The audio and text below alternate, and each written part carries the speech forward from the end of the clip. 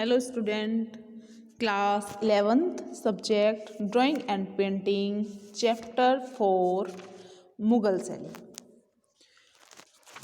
बच्चों, आज हम मुगल लघु चित्रों के बारे में पढ़ेंगे। मुगल काल की फर्स्ट पेंटिंग है कबीर और रैदास। चित्रकार का नाम उस्ताद फ़कीरुल्लाह खान। मीडियम कागज पर जल रंग। टाइम क्या था इसका? 1640 ईस्वी। शासनकाल शाहजहां। तकनीक टेम्परा। संग्रहालय राष्ट्रीय संग्रहालय नई दिल्ली। ठीक है, इस चित्र को उस्ताद फ़कीरुल्लाह खान ने 1640 ईस्वी में दारा शिकोह के अनुरोध पर बनाया था। दारा शिकोह सूफी व संतों का बहुत आदर सम्मान करता था। शाहजहां के शासन में संत कबीर व रैदास की प्रसिद्धि व मान्यता दूर दूर तक फैली थी। इसी से प्रभावित होकर यह चित्र जल रंग की टेम्परा विधि से कागज पर बनाया गया था। इस चित्र में संत कबीर को अपनी झोपड़ी के बाहर कपड़ा बुनते हुए दिखाया गया है। पास ही संत रैदास दूरी पर बैठे हुए हैं। दोनों संत किसी गूढ़ विषय पर विचार विमर्श करते हुए दिखाए गए हैं। उनके अर्धनग्न शरीर पर पसलियों का चित्रण स्पष्ट है। देखिए, इतनी तसल्ली से चित्रकार ने इस चित्र को चित्रित किया गया है। जो संत कबीर हैं और दूसरी साइड रैदास बैठे हुए हैं, उनको देखिए, इनकी जो पसलियों का चित्रण किया गया है, एक एक ऐसे बनाई गई है, ओरिजिनल प्रभाव दिखाई देता है। ठीक है, जो मुगल शैली है वो इसमें कैसा चित्रण हुआ है? ज़्यादातर यथार्थपूर्ण, मतलब एक रियलिस्टिक प्रभाव हर चित्र में दिखाया गया है। इस चित्र में संत कबीर को अपनी झोपड़ी के बाहर परंपरागत तरीके से कपड़ा बुनते हुए दिखाया गया है। पास ही संत रैदास एक दूरी पर बैठे हैं। दोनों संत किसी गूढ़ विषय पर विचार विमर्श करते हुए दिखाए गए हैं। उनके अर्धनग्न शरीर पर पसलियों का चित्रण स्पष्ट है। दोनों संतों ने सिर पर अति साधारण पगड़ी बांध रखी है। चित्र में ग्रामीण परिवेश का चित्रण वास्तविक है। एक ग्राम का दृश्य बनाया गया है, एक गांव का दृश्य बनाया गया है। ये देखिए, इसमें झोपड़ी भी है और एक पेड़ है और नीचे बहुत सारा एक बड़ा सा बैकग्राउंड दिखाया गया है। झोपड़ी का चित्रण स्पष्ट है। केवल भूरे, काले व सफ़ेद रंगों की विभिन्न आभाओं से चित्र को जीवंत बनाने की कोशिश में चित्रकार सफल दिखाई पड़ता है। चित्र के चारों ओर दो रंगों से पर्याप्त चौड़ाई के लिए हाशिए बनाए गए हैं, जो इस समय के चित्रों की विशेषता है। ये थी कबीर और रैदास की के चित्र की डिटेल। इसकी दूसरी पेंटिंग है कृष्ण जी गोवर्धन पर्वत उठाते हुए, या गोवर्धनधारी श्री कृष्ण। ठीक है, चित्र का नाम गोवर्धनधारी श्री कृष्ण। चित्रकार मिस्किन। माध्यम कागज पर जल रंग। समय 1585 से 90 ईस्वी। शासनकाल अकबर। तकनीक टेम्परा। संग्रहालय राष्ट्रीय संग्रहालय नई दिल्ली।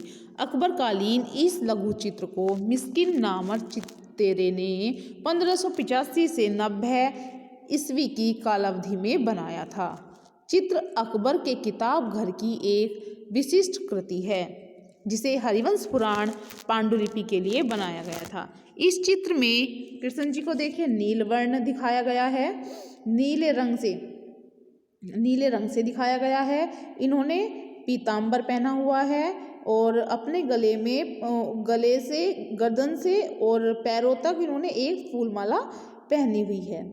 ठीक है, और जो सभी ग्रामवासी है, गोकुलवासी है, वो इंद्रदेव के प्रकोप से बचने के लिए इस पहाड़ के नीचे दिखाए गए हैं। ये गोकुलवासी भी खड़े हैं और इनके ये जानवर पशु भी खड़े हैं इसके नीचे। ठीक है, और जो वृक्षों को दिखाया गया है, ये देखिए, नीले, पीले और लाल वृक्ष बनाए गए हैं और पहाड़ के ऊपर कुछ जानवरों को भी दिखाया गया है और पीछे इसमें नीले रंग का आसमान दिखाने का प्रयास किया गया है। ठीक है। कृष्ण के सिर पर मोर पंखों से युक्त मुकुट सुशोभित है। वे गर्दन झुकाए हुए गोकुलवासियों से कुछ कह रहे हो। मतलब जो इनके जो खड़े होने का जो तरीका है भगवान कृष्ण का, उन्होंने कनिष्ठ उंगली पर पर्वत को उठाए हुए हैं और जो गर्दन है वो नीचे की तरफ झुकी हुई है। उनको देखकर ऐसा लगता है कि वो गोकुलवासियों को कुछ कहने का, कुछ संदेश देने का प्रयास कर रहे हैं। ठीक है। तो ये था गोवर्धनधारी श्री कृष्ण की पेंटिंग। अब इनकी अगली पेंटिंग आती है बाबर सोन नदी पार करते हुए। इस चित्रकार को जगन्नाथ नामक चित्रकार ने बनाया था। इसका माध्यम कागज पर जल रंग। समय 1598 ईस्वी। शासनकाल अकबर के समय में बना। तकनीक टेम्परा है। संग्रहालय राष्ट्रीय संग्रहालय नई दिल्ली है। इस लघु चित्र को जगन्नाथ नामक कलाकार ने 1598 ईस्वी में बड़ी खूबसूरती से चित्रित किया। यह लघु चित्र बाबरनामा के व्याख्यान पर आधारित है। इस चित्र में सोन नदी को पूरे उफान के साथ दिखाया गया है। ये देखिए पानी का उफान ऊपर को, मतलब ऊपर को लहर उठ रही है पानी में। तीव्र होती लहरों के बीच बाबर उसके, देखिए ये बीच में एक बड़ी वाली नाव है। इसमें बाबर एक अलंकृत सिंहासन पर अपने सेवकों के, अंगरक्षकों के और पदाधिकारियों मंत्रीगणों के साथ बैठा हुआ दिखाया गया है लाल पोशाक में। ठीक है। कुछ नावों के अग्रभाग को किसी जीव की शक्ल दी गई है। देखिए जो ये नाव बनाई गई है इसमें किसी को तो बत्तख का रूप दिया गया है आगे की तरफ से, कोई घोड़े की शेप की है, कोई ऊंट के शेप की है। इसमें नाव को भी एक आकार दिया गया है। पृष्ठभाग में एक बड़ी नाव पर अलंकृत शाही लाल वस्त्रों में बाबर को बैठे हुए दिखाया गया है। उसके विभिन्न मुद्राओं में विभिन्न अंगों के वस्त्र पहने हुए उसके पदाधिकारियों को दिखाया गया है। सभी ने कमरबंद व सिर पर पगड़ी बांध रखी है। इस नाव के अग्रभाग में दो मछलियों को गोलाकृति में पानी में उछल कूद करते हुए दिखाया गया है। सभी ने कमरबंद व सिर पर पगड़ी बांध रखी है। सभी ने कमरबंद व सिर पर पगड़ी बांध रखी है। इस नाव के अग्रभाग में दो मछलियों को गोलाकृति में, इसमें क्या है, दो मछलियों को गोलाकृति में घूमते हुए दिखाया गया है। मगरमच्छ को नावों पर झपटते हुए सैनिकों पर दिखाया गया है और दो नाव है पीछे की तरफ, उसमें सैनिकों को बंदूक पकड़े हुए, मतलब कि इससे मगरमच्छ पर बंदूक ताने हुए खड़े हुए हैं जिससे कि वो इन पर हमला ना कर दें। ठीक है। तो वो उनकी सारे जो अंगरक्षक है उनकी रक्षा के लिए बंदूक तान रखी है उन्होंने मगरमच्छ के ऊपर। नदी के उस पार पृष्ठभूमि में पहाड़ी वृक्षों इमारतों को दिखाया गया है। उस पार क्या दिखाया गया है, ये देखिए वृक्षों को, पहाड़ों को, और ये देखिए इमारतों को दिखाया गया है। उसके खुले मुख से बाहर निकलती हुई जीभ व दांत डर का आभास करा रहे हैं। ठीक है। नदी के उस पर पृष्ठभूमि में पहाड़ियों पर वृक्षों व इमारतों को दिखाया गया है, जबकि दूर क्षितिज पर धुंधली होती आकृतियां व पीला आसमान दिखाया गया है। चित्र के अग्रभाग में एक व्यक्ति अपने पालतुओं पशुओं को खदेड़ता हुआ ले जा रहा है। चित्र के अग्रभाग में देखो ये जो इसमें ये मानव दिखाया गया है, ये अपने पालतू पशुओं को खदेड़ते हुए दिखाया गया है। ठीक है। अब आती है हमारी इसकी नेक्स्ट पेंटिंग, जहांगीर मैडोना की तस्वीर पकड़े हुए। ये जो पेंटिंग है इसमें इसके चित्रकार है अबुल हसन। माध्यम कागज पर जल रंग और 1620 ईस्वी में चित्र बना। शासनकाल जहांगीर काल। तकनीक टेम्परा। संग्रहालय राष्ट्रीय संग्रहालय नई दिल्ली। इस चित्र को अबुल हसन नामक चित्रकार ने टेम्परा विधि से बनाया था, क्योंकि जो कि जहांगीर का दरबार चित्रकार था। कौन? अबुल हसन। ठीक है।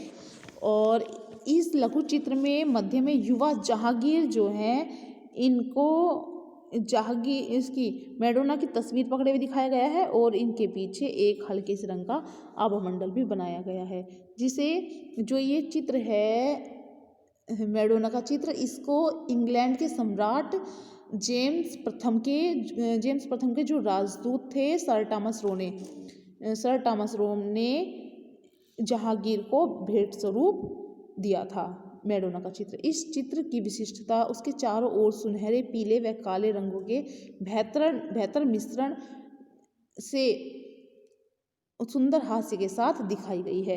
ये देखिए, इसमें जो ये हास्य बनाए गए, ये बॉर्डर बनाए गए, ये चारों तरफ को एक जैसा काम किया गया। ऐसा लगता है मानो एक तरफ से बना के दूसरी तरफ इसको ठाप्पे से छाप दिया गया हो। ठीक है, वह चित्र का किनारा प्रतीत होता है, परंतु बाहर भी चितेरे ने बड़े आकार में समांतरीय रचनाएं खींची है जो कि अप्रतिम है, बिल्कुल अलग है। हाशिए के बीच में काले रंग से फारसी में सुलेखन कार्य, हाशिए के बीच में मतलब जो ये बॉर्डर बनाया है इसके बीच में सुलेखन कार्य मतलब फारसी लिपि में कुछ लिखा गया है जिसे जहांगीर काल में प्रमुखता से चित्रित किया गया था। हमारी इसकी जो नेक्स्ट पेंटिंग है वो है दारा शिकोह की बारात। दारा शिकोह की बारात, ठीक है। इसमें देखिए ये जो है इस चित्र का नाम है दारा शिकोह की बारात। चित्रकार हाजी मदनी, माध्यम कागज पर जल रंग। समय है 1740 से 50। शासनकाल प्रांतीय मुगल। तकनीक टेम्परा, संग्रहालय राष्ट्रीय संग्रहालय नई दिल्ली। 1740 से 50 की अवधि में हाजी मदनी ने जल रंग की टेम्परा विधि से इसे कागज पर बहुत सुंदर तरीके से चित्रित किया था। इस चित्र में विविध रंगों में पंक्तिबद्ध घोड़ों व हाथियों पर दारा शिकोह व बारातियों को दिखाया गया है। कुछ हाथियों पर महिला बारातियों को भी, कुछ हाथियों पर बड़े आकारों में ढोल नगाड़े हुए बजाते हुए दिखाया गया है। जो ये पेंटिंग है ये देखिए दारा शिकोह की बारात। इसमें क्या है, इसमें इस घोड़े पर दारा शिकोह को दिखाया गया है जिसने मोतियों से आगे जो ये पगड़ी है ये पहनी हुई है और पीछे इसमें शाहजहां को दिखाया गया है, इसके पिता को दिखाया है जो ग्रीन आभा मंडल में। इसमें कुछ महिला बारातियों को दुल्हन पक्ष की ओर से खड़ा हुआ दिखाया गया है, ये देखिए। और जो पीछे हाथियों को ढोल नगाड़े बजाते हुए दिखाया गया है। और इस चित्र में आतिशबाजी की हुई है पीछे की तरफ और आगे की तरफ इसमें एक युवक को भी नाचते हुए दिखाया गया है। और जो घोड़े के इसमें रंग बिरंगे घोड़े मंगाए गए थे और सभी को बहुत ही रंग बिरंगे परिधानों में दिखाया गया है। पृष्ठभूमि में थोड़ी जगह खाली छोड़ी गई है। रंग बिरंगी आतिशबाजी को पृष्ठ के भाग में दिखाया गया है, अग्र भाग में एक युवक को नाचते हुए दिखाया गया है। इस चित्र के चारों ओर सुनहरे रंग में लाल व नीले रंग से बनी रचनाएं हैं जिसका प्रयोग हास्य के रूप में किया गया है। इस संपूर्ण चित्र को बनाने में चित्रकार ने कौशल व धैर्य के साथ काम किया है। ठीक है बच्चों, इसकी जो लास्ट पेंटिंग है वो है विश्राम स्थल पर बाज। ठीक है, इसमें क्या है, इसमें एक जो बॉर्डर बनाया गया है बॉर्डर बहुत अलंकृत है और चित्रकार का नाम मंसूर, माध्यम कागज पर जल रंग, समय 1618 से 19 ईस्वी, शासनकाल जहांगीर, तकनीक टेम्परा, संग्रह राष्ट्रीय संग्रहालय नई दिल्ली। ठीक है, इस चित्र में क्या है, ये जो बाज दिखाया गया है सफ़ेद और भूरे रंग से बनाया गया है और बाज की आँख बहुत छोटी सी गोल बनाई गई है। इसकी जो चोंच है वो तीखी और चौकन्नी बनाई गई है और ये एक विश्राम स्थल पर बैठा हुआ दिखाया गया है। इसके गले से और नीचे तक स्टैंड पर एक डोरी बंधी हुई है। ठीक है, जहांगीरनामा में संरक्षित इस सुंदर मनमोहक चित्र को 1618 से 19 में उस्ताद मंसूर ने चित्रित किया था। ऐसा माना जाता है कि इस बाज को ईरान के बादशाह शाह अब्बास ने जहांगीर को भेंट स्वरूप दिया था, जिसे बाद में एक बिल्ली ने मार दिया था।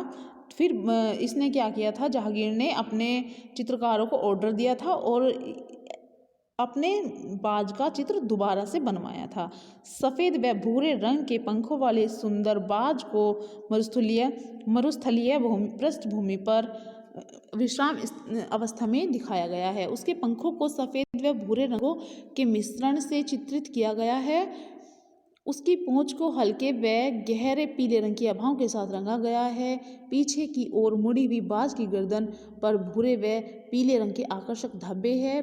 मजबूत नुकीली चोंच व गोल काली चौकिन्नी आंखें गहरे पीले रंग से बनी दिखाई गई हैं। उसके गले में एक डोर बंधी है जो जमीन से विश्राम स्थल पर बंधी हुई है और देवनागरी लिपि में ऊपर कुछ लिखा हुआ है। और एक साइड इसमें ये देखिए जहांगीर पातशाह दिखा गया है और दूसरी तरफ बहारी और तीसरी तरफ उत्तम उत्तम लिखा हुआ है। ठीक है बच्चों, तो ये थी मुगल काल के चित्रों की डिटेल। Thank you.